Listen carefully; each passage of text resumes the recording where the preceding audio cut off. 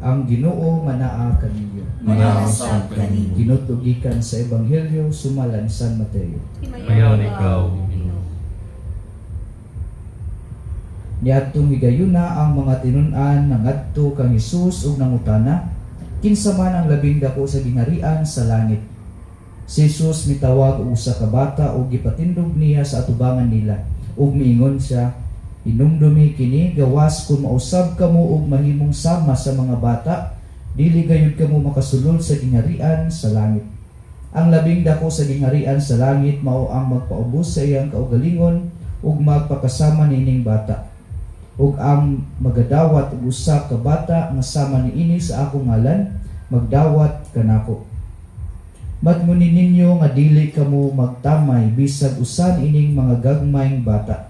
Kay sultihan ko kamo nga ilang mga anghel atua kanunay sa atubangan sa akong amahan didto sa langit."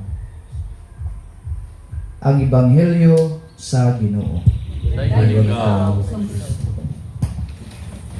Kang Nay Elizabeth o sa tibuok pamilya, sa mga anak, mga parente, tibuok pamilya ni Nay Anit kay Minte, my sincere condolences kaninyong tanan. No?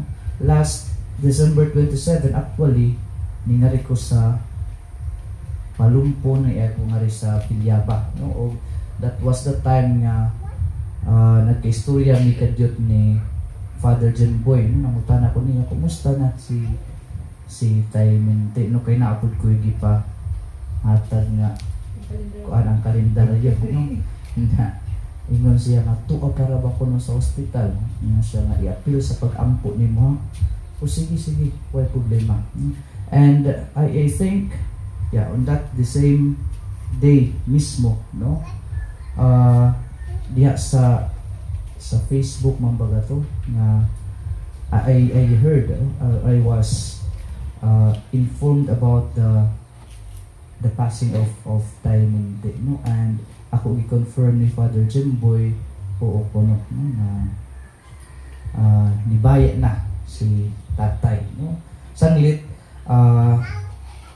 karon nga ako'y naka-schedule po sa Novena Mass na to sa lungsod, no?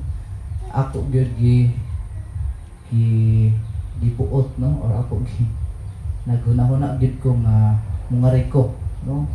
Pero wala ko nag-inform daan ninyo kay I was not sure of the time nga moabot ko. Sanglit niyan ko nga basin po ug malate ko, basin ko di kumakangari karon, so wa sad ko nag-inform gyud daan, no? Kay I was not sure, no? Anyway, mga igsuon, no, karon nagasaulog ta sa kapesta ni Senyor Santo Niño, no? O kani siya dako ni kaayo nga debosyon sa atua para kanatong mga Pilipino. Siguro kitang tanang mga Kristiyano, Katoliko or kasagaran kanato naagoy imahe ni Senyor Santo Niño, no, sa atong tagsa-tagsa nga altar sa balay, no? Kay kini nagapakita kanato nga ato na ilhan ang atong pagtuo pinaagi sad sa kining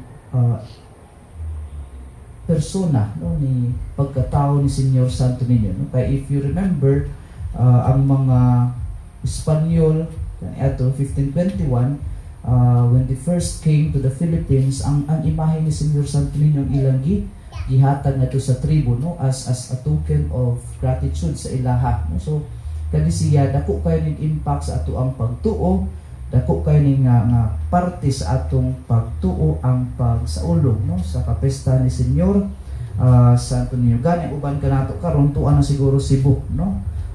Siguro og wala ning panghitabo, ang uban siguro sa kanato tuwa sa Cebu karon, no? Nagpit senior siguro ni si Ma'am Lisa, siguro tuwa na rin sa Basilica, no? Nagpit senior.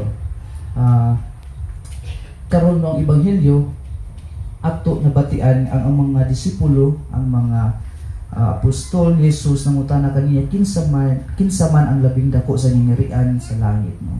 Who is the greatest in the kingdom of heaven? So nag-expect siguro sila nga ang tubag ni Jesus is usa ka pangan sa ilang grupo, no? Umingon siguro si Jesus na si Pedro o si Juan, si Santiago, no? Pero it turned out nga dili mao ang gitubag ni Jesus. Instead, iyang gikuha ang usa ka bata, no, gipatindog sa atubangan nila ug ingon nga ang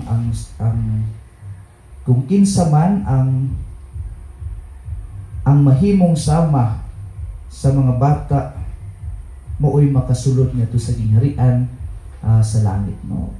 Pagpahinungdom ka nato mga igsuon, no, nga ang bata dako kay ni ang role sa atoa, no. It doesn't mean nga tungod kay bata sila wa sila'y ginatudlo ka nato, no, because we can learn also something from the children. Ang mga bata makita din nato nga naagud sila'y pagsalig, no, pagsalig sa ilang mga ginikanan, pagsalig sa ilang mga igsuon or sa mga magulang nila, no. So ilang ipakita ilang pagsalig, dependence and trust, no. Ug ang bata pod kabalo sila musunod, no, masinugtanon ang bata, no. Saglit mao siguro ni ang gipahinungdom karon sa atong Ginoo, no. Ilabi na karon, no, aning panitabuha sa atoa, aning pagbiya sa atong igsuon, no, nga si Taymente, no. Siguro gipahinungdom ta sa Dios nga masaligon ta sa iyang kaluoy, sa iyang gugma, ug mo ato i-surrender, no, ang tanan ngadto kaniya. All our pains,